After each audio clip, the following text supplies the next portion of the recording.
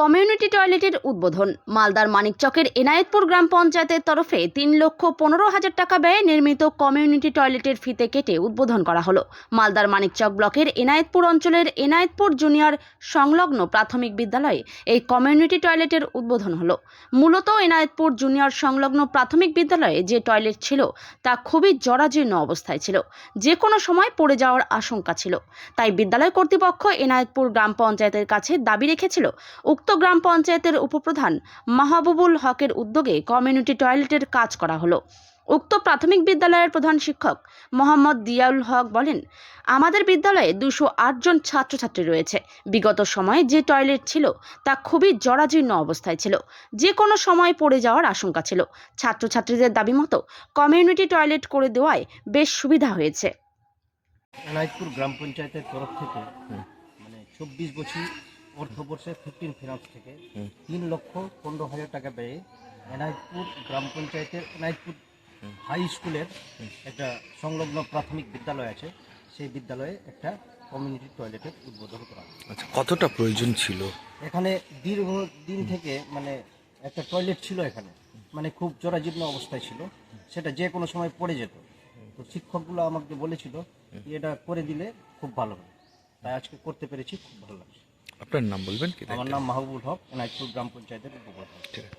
আজকে আমরা এনায়েতপুর পঞ্চায়েত থেকে আমাদের বাচ্চাদের বাথরুম উদ্বোধন করেছে। আমাদের বিদ্যালয়ে যে বাথরুমগুলো ছিল খুব শোচনীয় অবস্থায় ছিল, সেটাকে আমরা উপপ্রধান সাহেবকে বলেছিলাম, ওনারা আমাদের কোথায় আজকে আমাদের এখানে নতুন বাথরুম তৈরি করে আজকে উদ্বোধন করে। আচ্ছা, সমস্যা ছিল বাথরুমের? আমাদের সমস্যা ছিল, বাচ্চাদের পেচ্ছাপ পায়খানা করার খুব অসুবিধা হতো।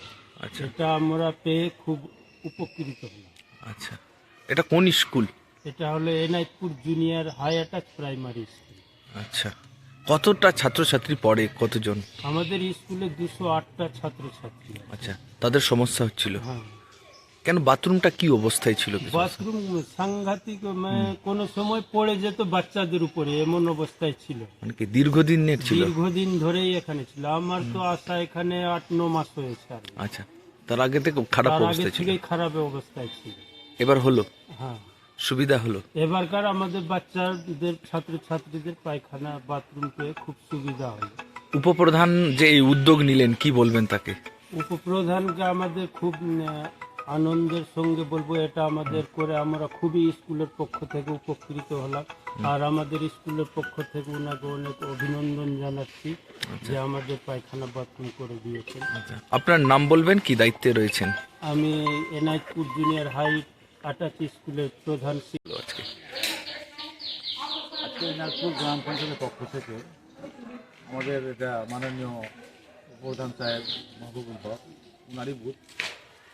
তো এনায়েতপুর হাই স্কুল সংলগ্ন প্রাথমিক যে বিদ্যালয় আছে, সেখানে একটা ছাত্রছাত্রীদের জন্য টয়লেটের শুভ উদ্বোধন করা হলো। 3,15,000 টাকা ধার্য ছিল, কাজ কমপ্লিট হয়ে গেছে এবং আমরা আজকে সেটা শুভ উদ্বোধন করলাম। আচ্ছা, এরকম কি টয়লেট ছিল না স্কুলে? টয়লেট ছিল, কিন্তু খুব ভালো ছিল না টয়লেটটা। এবং দীর্ঘদিন থেকে মাস্টারমশাই ডিমান্ড করেছিলেন আমাদের উপপ্রধান সাহেব, যেহেতু ওনারই বুথ, উনি তখন বললেন না ওখানে টয়লেট করতে হবে, ধরা হয়েছে পঞ্চায়েত থেকে। সেটা কাজ কমপ্লিট আছে, সেটা উদ্বোধন করা হবে। ক্ষতিকারক প্লাস্টিকের ক্যারিব্যাগ বর্জনের নির্দেশ দিয়েছে সরকার। চারিদিকে চলছে সচেতনতামূলক প্রচার কর্মসূচি। রায়গঞ্জেও তার ব্যতিক্রম নেই। ক্ষতিকারক প্লাস্টিক পরিবেশকে চরমভাবে দূষিত করছে, এর থেকে নিস্তার চাই। তাহলে উপায় কি? চিন্তা নেই, রায়গঞ্জে চলে এসেছে বিকল্প ব্যবস্থা। সবার জন্য সুখবর।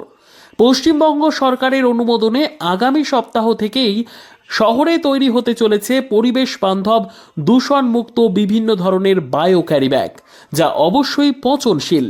একেবারে সুলভে পেয়ে যাবেন আপনারা। আগ্রহী বিক্রেতা ও ডিলারশিপের জন্য অতি সত্বর যোগাযোগ করুন আমাদের সাথে। আমাদের ঠিকানা ইকো ক্যারি ইন্ডাস্ট্রিজ, জেলখানা মোড়, রায়গঞ্জ, উত্তর দিনাজপুর। আমাদের মোবাইল নম্বর 7001178352 অথবা 9434171272 অথবা 8250161082 অথবা 9800217806।